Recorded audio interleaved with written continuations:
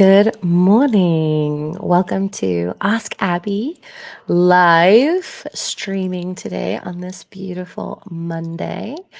Um, so what this particular segment is daily I go live and answer a question from someone in my community. I am a manifestation and mindset coach. My clients have made over $1.5 billion in the last 4 years. But one of the things that I like to do on the site is just take questions and answer them. I'm also an open channel, so I talk to everything. Everything that has a consciousness in this universe, I can have a conversation with. So today's question, oh, by the way, if you have a question for me, go to the link in my bio, click on Ask Abby, and pop your question there on the sheet. That is the only way I will be able to get to it. So today's question comes from Angela. Angela's question is my marriage right for me? Am I really responsible for everything that he says? And what can I do to make it better? Angela, first of all, I just want to let you know that there's a really huge celebration coming through for you from whoever is part of your divine team in support and in cherishing and just acknowledgement of you and everything that you have done up until this moment. So, okay. It's not a question of is your marriage right for you or not. Hi everybody, thanks for joining. There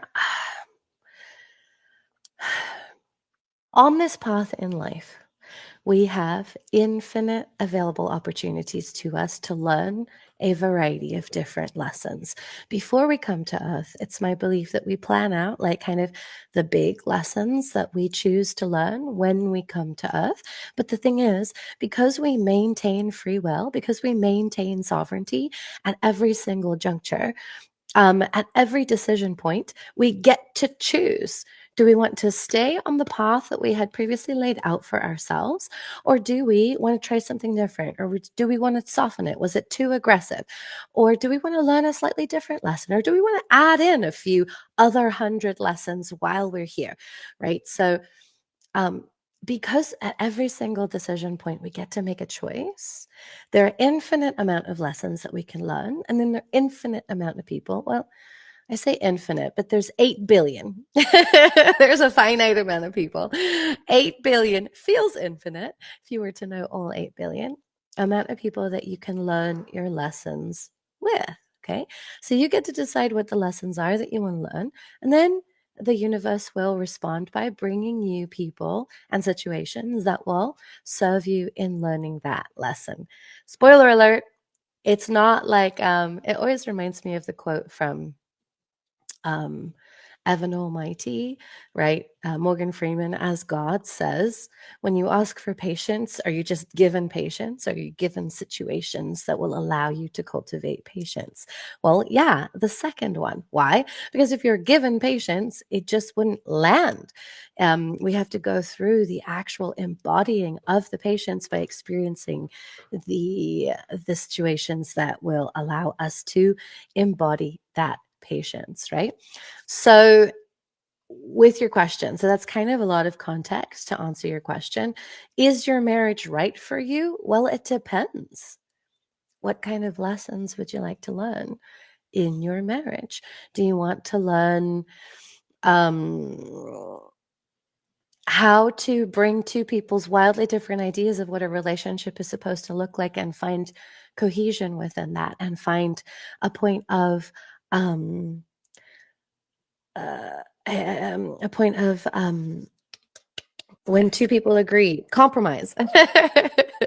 A point of compromise. Do you want to learn how to love someone regardless of what they think you should be? Do you want to learn how to overcome experiencing like a tumultuous home life. Like it really depends what you want to learn. Do you want to be so centered and still within yourself that you don't need to look to the external environment for validation of who you choose to be and show up as, right? What are the lessons that you want to learn? Because if those are some of the lessons that you would like to learn, then yes, this marriage is absolutely right for you, right? If you're trying to learn how to cultivate your voice, if you're trying to learn how to speak up for yourself, then yes, because because clearly your husband has some ideas, or I don't want to assume your partner has some ideas for what you're responsible for within this marriage. You get to decide, is that true for you or not? There is a general consensus. There is a toxic codependent general consensus of what you're responsible for in a marriage. There is a quote unquote healthy general consensus for what you're responsible for in a marriage. There is a leading edge, divine masculine, divine feminine version of what you are responsible for in a marriage. But all of that means nothing in comparison with what it is that you actually want for your own life. If you're looking for an easy relationship that exists for you, probably someone who is not necessarily at your same vibrational level. That would be a quote unquote easy relationship. Nothing would be required from you. You could just skate through. You wouldn't have to show up in a particular way, right? So, if your question is, are there easy marriages out there for you? My answer is resounding yes. Are they fulfilling? Are they nurturing? Are they challenging? Probably not, right? Because growth happens outside of our comfort zone. And by the way, the purpose of being in a relationship is to grow yourself in a way that you can't grow when you're not in a relationship. My understanding, but that also doesn't matter because who cares what I think? It's totally up to you with what you want, right? So, for example, within codependent relationships, if both people are signed up for that, if one person wants to be fully responsible and the other person chooses to be fully dependent, and that's what creates happiness for them, amazing. Then that is the perfect relationship for those people in that situation, right? Now, it could be something like this. It might be that there were some unspoken agreements when you guys first got together. Feels like they're showing me you've been together for quite some time. So there may have been some unspoken agreements. Both of you might have been at a level of wounding that you were magnetized to each other in order to heal those wounds. But frequently, if you don't have some kind of system or pattern or like program or a therapist that will help you heal those wounds, what will actually happen is your body will just naturally settle into reinforcing those wounded patterns. So, so you were magnetized to each other because you ultimately desire to heal those wounds, but that's not what possibly ended up happening. So, but it feels like you've done your own healing. It feels like you've grown a lot since you guys came together. It feels like you've evolved. And it feels like he hasn't necessarily. And so the texture of that what he expects you to be and to do and the things that you are supposed to be responsible for, it feels like an old agreement that was not spoken, that was present at the beginning of the relationship. But as you healed, as you grew, as you up leveled, as you expanded, as you evolved, it feels like you're not available for that agreement anymore. And that's what I would invite you to look at. What is the unspoken agreement?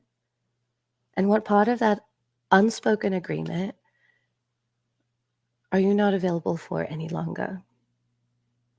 And then it would be important to decide, what are you available for? And then it would be important to have that conversation, right? To bring it all out in the open.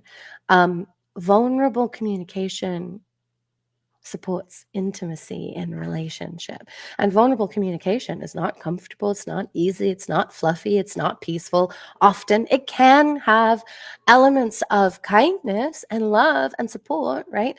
And if you don't know how to communicate in that way, I highly recommend that you read the book Nonviolent Communication. Okay. But vulnerable conversations require us to open up our fleshy underbellies to a person who may have hurt us repeatedly. And so it feels very scary and it feels very dangerous, but it's the only thing that can bring us back to communion, back to intimacy, back to connection. And so, what you can do to make your marriage better is figure out what you want. What are the unspoken agreements that you're no longer available for? And then have a conversation about that. Now, if you were looking for my specific suggestion, I would highly recommend to have a third party present for this clarifying conversation. Someone who is licensed, someone who is trained, not like your bestie and his bestie, but someone who actually has the ability to assist you guys in navigating these difficult conversations, because they can be wildly triggering. It can be his wounding having conversations with your wounding, and no real communication is actually happening. And so I do recommend someone there just being like, oops, take a breath. Whoops, why don't you step out for 30 seconds and bring it all the way back down? Here are some suggestions on communication, etc. So there is no right or wrong in this situation. And I know that that's not actually helpful, but I can actually feel your relief around that. You get to decide. You have the choice. You have the free will. You can choose exactly what you want this next bit to look like. All right, love. So good luck to you. Keep us posted. I'd love to know how it goes. And to anybody who has a question for me or your divine team, remember, go to the link in my bio, submit your question, and then I will answer it. I only do one question a day, so I'll get to it. I'm working in order of the questions that are submitted. Have an amazing day. I'll see you tomorrow.